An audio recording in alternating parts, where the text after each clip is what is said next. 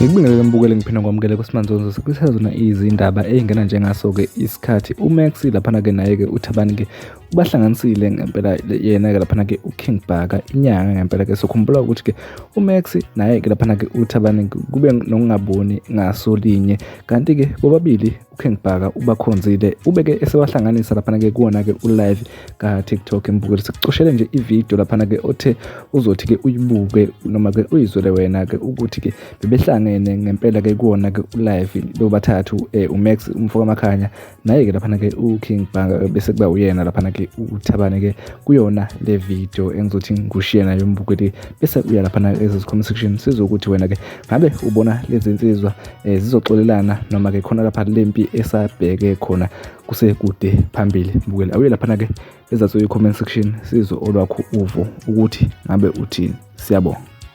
manje uThabani akalande into eveza mina ngisho leyo nto kuyi awukwazi ke King ukuthi uyasolva ebese wenza njengoba wenza njengamanje ngoba njengamanje usuzama ukumprotecta manje ukuthi hayi ngeke akwazi ukuveza nobufakazi uyikhulumelani ke pho leyo nto from the first place nje uyikhulumelani leyo nto uma ke veza ubufakazi Max uyabona mangabe usolva something awuchemi mina kuwena uMax uThabani uthe benifonelana nikhuluma ngezinyanga kuze kuthiwa inyanga ayilungise kulungisayo into ebeniyikhuluma I believe ukuthi unayo lo evidence wena leyo noThabani uthi ukhulume nawe wathi wena nakhuluma ecingweni ngendaba ukuthi you are monitoring i-social media kaZondi I believe ukuthi Thabani unayo lo evidence I believe ukuthi nobabili ninayo lo evidence uma ningenayo lo evidence nobabili ni wrong ngeke kodwa ngifuni evidence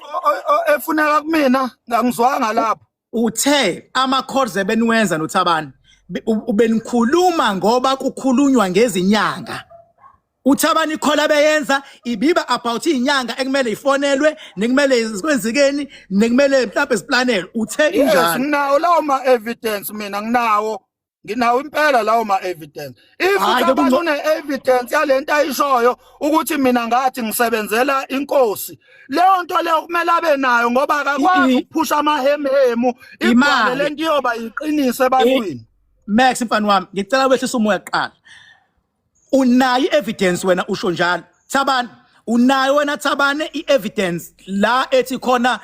ulokhuzana uMax urun i-social media kaZondi unalo evidence phone call okay wena Max evidence yakho kakade kuyini